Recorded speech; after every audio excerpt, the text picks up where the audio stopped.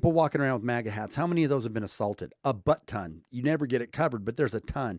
You walk on you wear anything that shows that you support America, or you're patriotic, or that you're conservative, or that you're just classically liberal in the sense that you support the Constitution and the Bill of Rights, and you are you are part of the problem. You are a terrible, evil, racist Nazi. Symbolization, the next stage.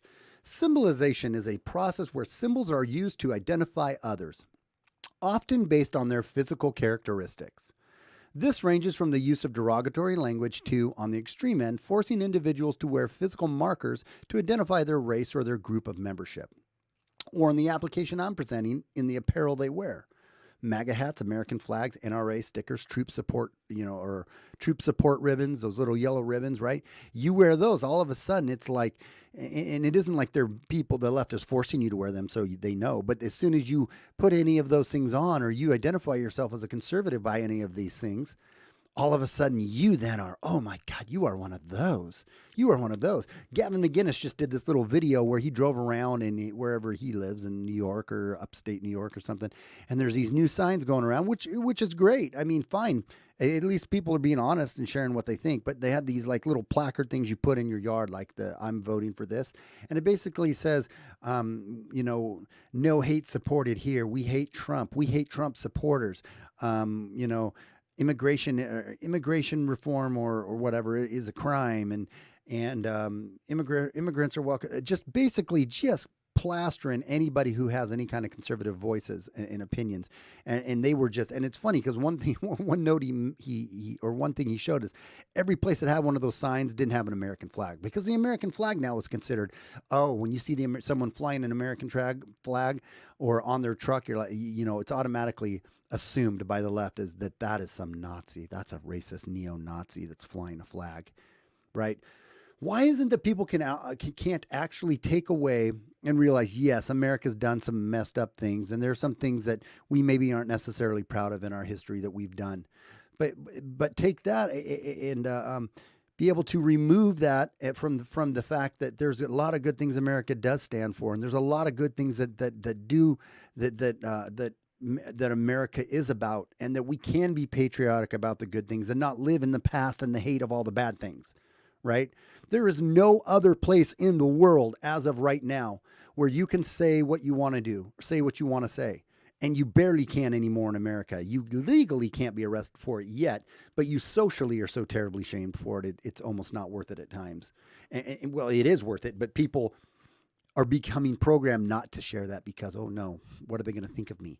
What are people going to think of me if I say that? What are people aren't going to like me if I think that?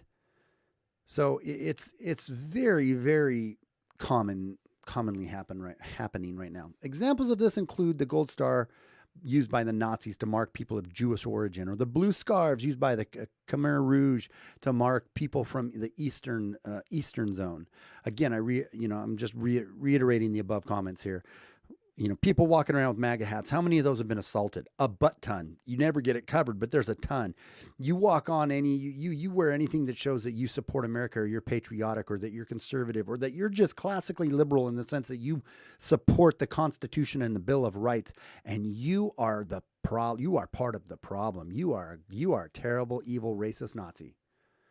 Examples of events that would be tagged as symbolization include authorities in a country, such as media or government, use propaganda or symbols to represent a group or individuals from a group as the others. Again, you look at CNN, MSNBC, all these really far left-leaning news organizations. Don Lemon came out and said that the single greatest threat to America is white males, right? Is white males. And by inference, conservatives. Some other examples here is they may be called weak, undesirable, or dishonest, or deplorable, right? Old Hillary said that, right? The deplorables. So it's these little, and there's so many of them. I'm not going to touch on every one of these classifications and the way they spin things, and not necessarily even know exactly what they say, but the framework of how they say it, right? It's the deplorables. It's the bad supporters, the Trump supporters, those, I've said it. Anyways, there's a active campaign right now to do that, to push people who have a different point of view, who are on the conservative point of view, who are on the Bill of Rights, who are on the free speech, right? On the Second Amendment, the supporting of the rights to bear arms, right? Those kind of people are the evil, bad, gross people. And there is a major push within the major mainstream media to demonize those people. It is absolutely undeniable. You are completely being disingenuous if you say that isn't true. That is absolutely the truth right now. I believe it's changing and it's being called out to where hopefully this is going to change in the next several years to come. I actually have hope for the Gen Zers coming up behind that are just, maybe they're going to swing that pendulum back a little bit because they're so sick and tired of all the crap that they've been raised with, of not being able to say what they want to say and think what they want to think. But a lot of them are just they're just the programmed NPCs, that just go right along with it, that only read the headlines of the news, that only read the little clips and the snippets. And then that's what they take, and they think that Trump did say all these, said he loves Nazis and loves the neo-Nazis and the KKK, and he supports those, like from Joe Biden to the mainstream media to all these other left-wing pundits have came out and pushed that false headline, thinking that you American people are too stupid to actually look it up, right, and realize that isn't what he was saying at all, and that he actually disavowed that. But all you got to say is you just got to put the headline out there, and most people are just going to buy it and believe it. However, in order to maintain a contrast with dehumanization, examples of symbolization do not portray the group as an innate threat to society or as subhuman or non-human yet in this phase. And none of these phases, stages, phases, whatever, are necessarily linear. They don't always have to work by A, B, C, D, E. They can bounce around. And as we go through this, we'll find out that all these stages are at work right now in our society. Authorities are imposing physical markings to identify group members. So this section crosses over with dehumanization in regards to an analogy I'm proposing, due to the fact they currently are calling Trump and Trump supporters as a threat to society. Who just came out and said, old Biden just came out and said Trump, and by default, Trump supporters are an existential threat to America. And then like I just talked about, he propagated that lie, perpetuated the same damn talking point lie about that Trump supported the KKKs in Virginia and what happened in Charlottesville.